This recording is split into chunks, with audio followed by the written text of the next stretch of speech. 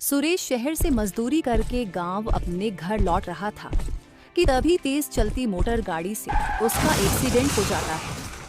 आसपास के लोग उसे अस्पताल लेकर जाते हैं और फिर अस्पताल वाले उसकी पत्नी सुधा को इस बारे में सूचित करते हैं, जिसके बाद सुधा और बेटा अमित तुरंत सुरेश के पास अस्पताल में आ जाते हैं।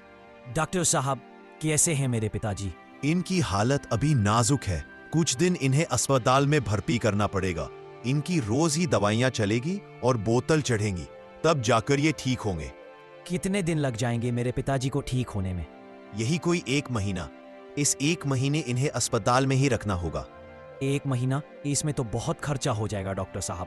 हाँ, खर्चा तो होगा। आप जाकर रुपए जमा कर दीजिएगा ताकि इनका इलाज चलता रहे। लेकिन इतने सारे रुपए तो नहीं है हमारे पास।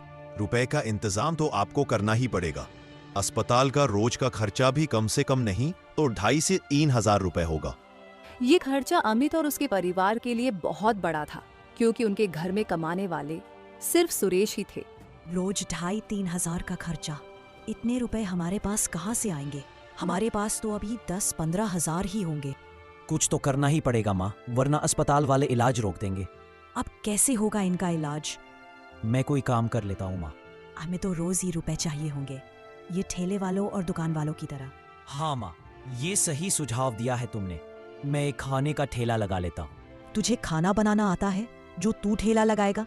रोटी बनानी तो आती है ना माँ, बाकी आप मेरी मदद कर दिया करना। आप रोज सुबह मुझे खाना बना कर दीजिएगा, मैं ठेले पर उसे बाजार में बेचा करूँगा और फिर आप पिताजी के पास अस्पताल में रुक जाया कीजिएगा। ये सही है, इस गांव में अपना खुद का छोटा सा ढाबा होना। अब अमित एक ठेला ले आता है और अगले दिन सुधा दाल चावल सब्जी बनाकर अमित को देती है। अमित ठेले पर सारा खाना लेकर एक जगह खड़ा हो जाता है। आइए, घर जैसा खाना खाइए, स्वादिष्ट और पौष्टिक खाना, सिर्फ 50 रुपए में। तभी एक आदमी अमित के पास आता है। 50 रुपए में 5 रोटी, सब्जी, चावल, दाल, ये तो बहुत बढ़िया है, मुझे दे दो। अमित उस आदमी को खाना देता है और वो आदमी खाना खाकर बहुत तारीफ करता है। अरे वाह, बहुत ही बढ़िया खाना है, बिल्कुल मेरे घर जैसा। बस यहाँ पर बैठने की जगह और बना लो तो खाना खाने में थोड़ा आराम हो जाएगा। ठीक है भैया जी। उस आदमी को देखकर कुछ और लोग भी अमित के पास खाना खाने आ जाते हैं और इस तरह दिन भर में काफी लोग उसके यहाँ खाना खा जाते हैं। फिर रात में अमित अस्पताल पहुँचता है, जहाँ सुधा और उसके पिता होते हैं। आज ठेला लगाया था तूने, तो कुछ कमाई हुई या नहीं? माँ, अगर खाने की लागत निकाल दूं तो मुनाफा सिर्फ 1,000 रुपए का ही हुआ है। धीरे धीरे मुनाफा होने लगेगा। हाँ माँ, अब कल मैं ठेले के पास कुछ कुर्सियाँ और रख लूंगा तो शायद ज्यादा लोग आने लगे। डॉक्टर साहब कह रहे थे कि आज के 2,500 रुपए जमा करने हैं। अच्छा माँ, मैं अभी देकर आता हूँ। अगले दिन भी अमित उसी जगह ठेला लगाता है और कुछ कुर्सियां भी रख लेता है। वाह, आज तो तुमने यहाँ कुर्सियाँ भी रख ली। अब मैं आराम से बैठकर खाना खाया करूँगा। अब आज उसके पास ज्यादा लोग आते हैं। इसी तरह कुछ दिन में ही ऐसा लगने लगता है मानो अमित ने वहाँ अपना ढाबा खोल लिया हो। जो बात वहीं पास में ढाबा चलाने वाले चरण को अच्छी नहीं लगती। ये लड़का कौन है जिसने यहाँ अपना ढाबा खोल लिया? पता नहीं मालिक, लेकिन लोग तो इसके पास ऐसे खाने जा रहे हैं जैसे मुफ्त में बांट रहा हो। इसकी वजह से अब लोग हमारे पास काम आ रहे हैं। हाँ मालिक, वो आदमी जो कुर्सी पर बैठकर खाना खा रहा है, वो परसों तक हमारे ढाबे पर ही तो खाना खाता था। तो फिर कुछ करो इसका, वरना धीरे धीरे हमारे सारे ही ग्राहक इसके यहाँ चले जाएंगे। ठीक है मालिक, कुछ करता हूँ मैं। थोड़ी देर बाद रामू अमित के ठेले पर खाना खाने जाता है। वहाँ पहले से ही कुछ लोग खाना खा रहे होते हैं। वाह भैया, बड़ा अच्छा और सस्ता खाना खिला रहे हो तुम। लाओ, मुझे भी खाना दे दो। हाँ भैया, ये लीजिए। रामू एक कोने में जाकर खाना खाने लगता है। वो इस बात पर नजर रखता है कि आसपास से कहीं कोई देख तो नहीं रहा। अभी कोई नहीं देख रहा है, ये सही मौका है खाने में मरी हुई छिपकली मिलाने का। रामू खाने में एक मरी हुई छिपकली रख लेता है और फिर तेज चिल्लाते हुए बोलता है, मरी हुई छिपकली? अरे, मेरे खाने में मरी हुई छिपकली निकली है, कैसा खाना है ये? सभी लोगों के कान खड़े हो जाते हैं। सभी रामू की बात पर ध्यान देते हैं। ये क्या कह रहे हो भैया? मेरे खाने में ऐसा कुछ नहीं निकल सकता। अच्छा, तो ये क्या है? आप लोग भी देखिए, ये मरी हुई छिपकली ही है ना?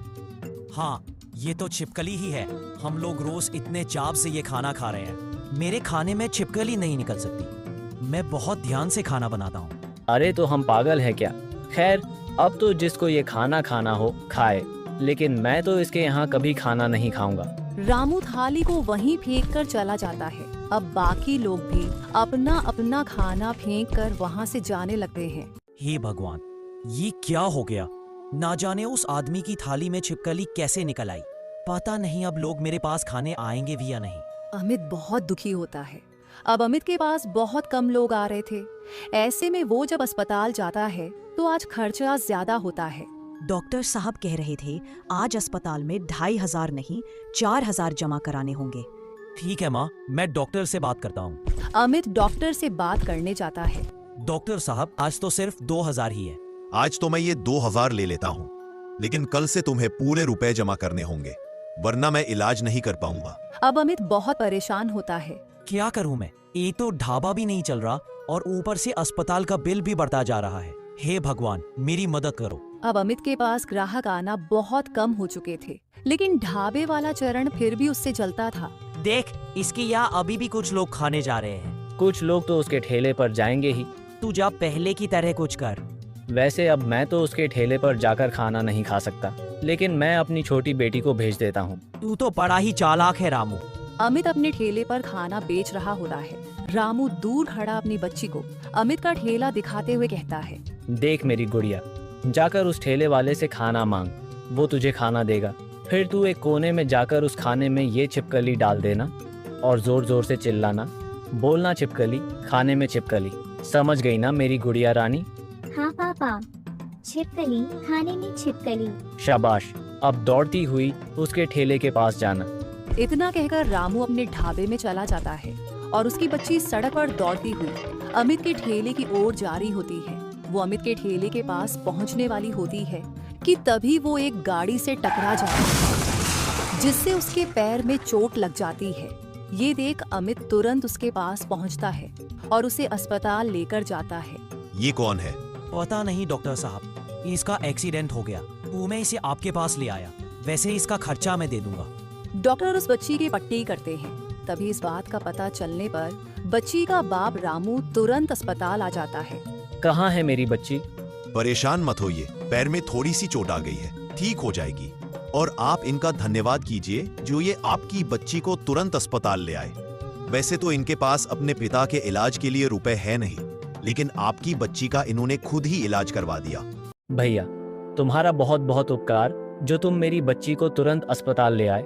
सुनो अमित, पिछले 3 दिन से तुम अपने पिता के इलाज के सही रुपए जमा नहीं करवा रहे हो, इसलिए कल तुम सारा रुपए जमा करवा देना, वरना मैं इन्हें दवाइयाँ नहीं दूंगा। बस फिर अमित वहाँ से चला जाता है। रामू भी अपनी बच्ची को लेकर घर चला जाता है।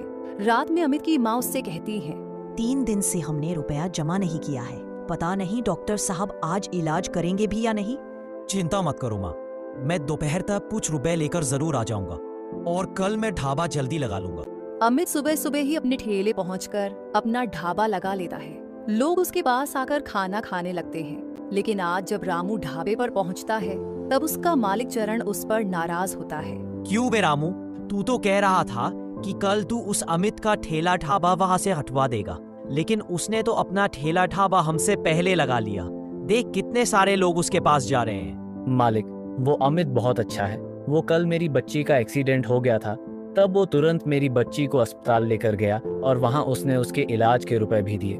मुझसे उसकी ज्यादा तारीफ मत कर और जा कुछ ऐसा कर कि वो अपना ठेला ढाबा वहाँ से हटा दे।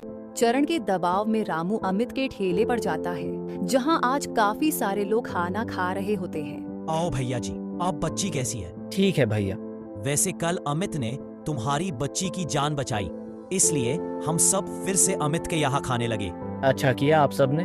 वैसे इनका खाना बहुत अच्छा है। ये बात तुम कह रहे हो?